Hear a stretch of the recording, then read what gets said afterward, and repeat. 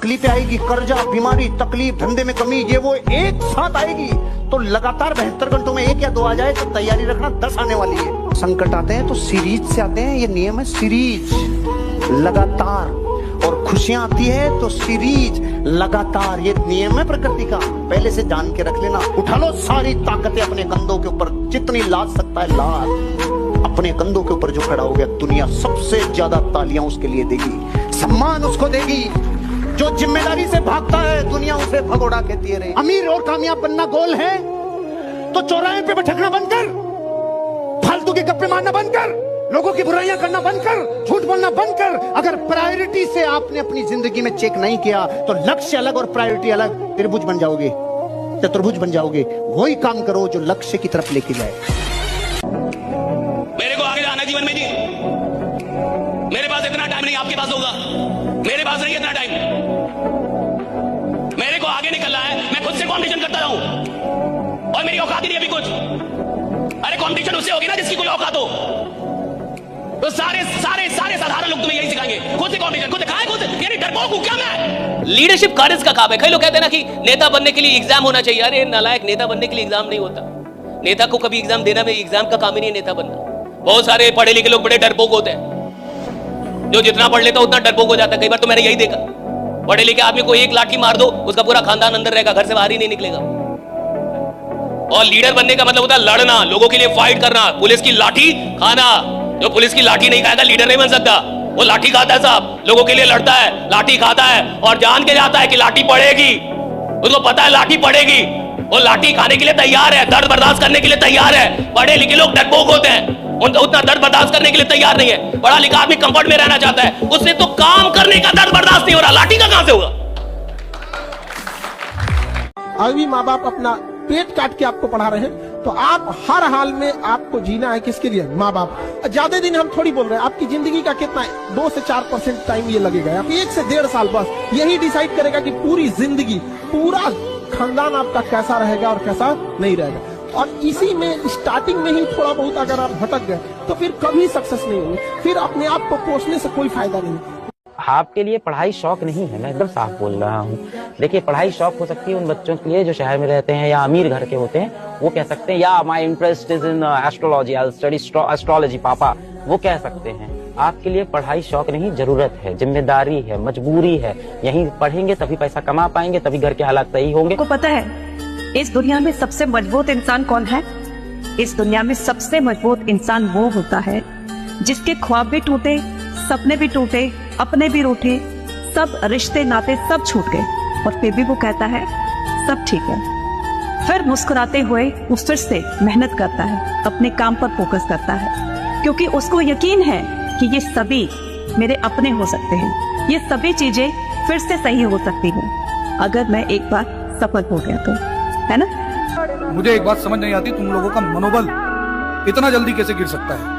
जीभ जल जाने पर तुम लोग चाय पीना नहीं छोड़ते हो, दिल जल जाने पर तुम लोग इश्क करना नहीं छोड़ते हो, लेकिन एक बार अगर परीक्षा में फेल हो जाओ तो पढ़ना जरूर छोड़ देते हो। कामयाबी सुबह की तरह होती है, ये मांगने पर नहीं मिलती, जागने पर मिलती है। आंखें खोल करके देखो, जागना पड़ेगा, मेहनत करनी पड़ेगी। अपनी नाकामियों का ठीकरा किस्मत पर फोड़ना बंद करो और अपने आप को बेगुनाह साबित करना बंद करो।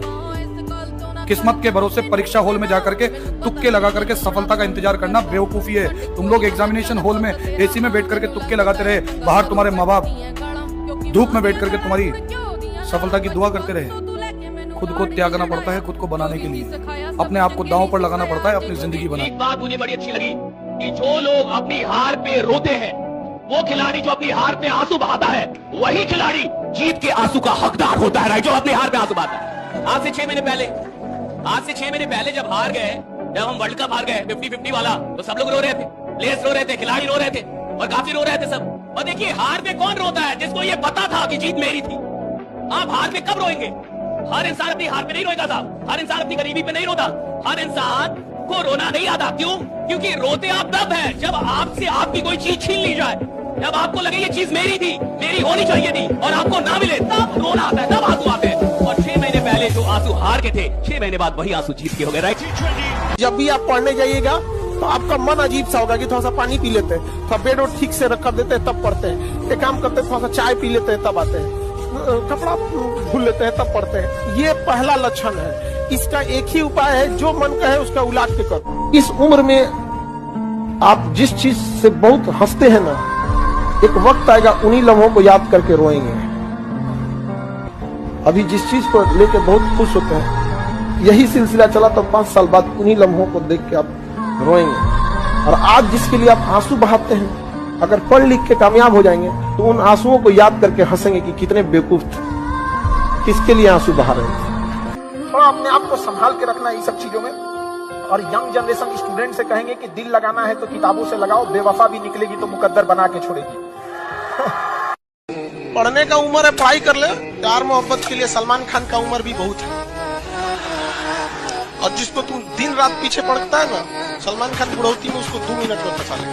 लड़की खूबसूरत हो और लड़का कामयाब हो, प्यार 2 मिनट में हो जाता है।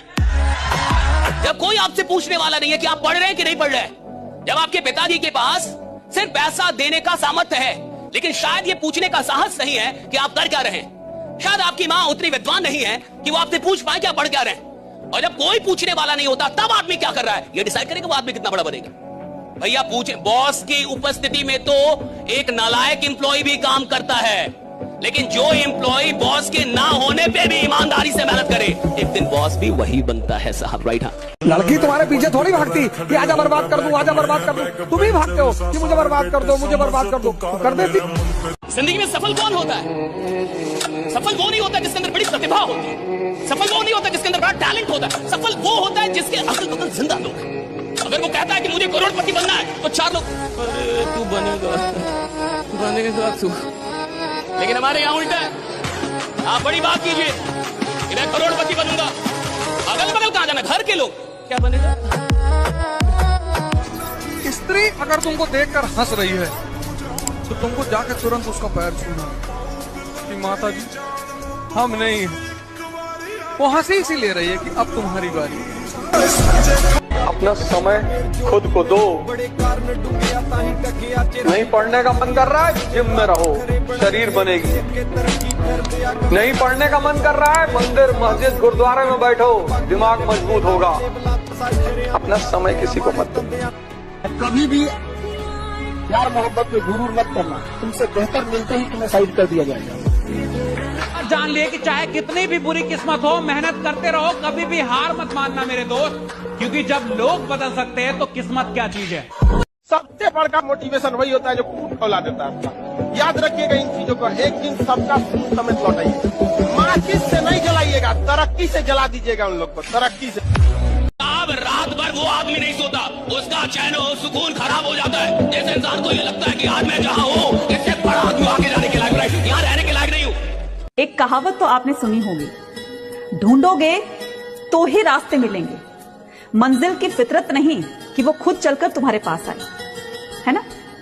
तो आपको अगर आपकी मंजिल पानी है तो आपको उस रास्ते पर चलना होगा, भले ही उस रास्ते पर चलकर आपको कितनी ही प्रॉब्लम्स को फेस करना पड़े, कितनी ही कठिनाइयों का सामना करना पड़े, कितनी ही आपको ठोकर लगे, लेकिन एक दिन तो ऐसा आएगा ना जब आप अपनी मंजिल तक पहुंच जाएंगे।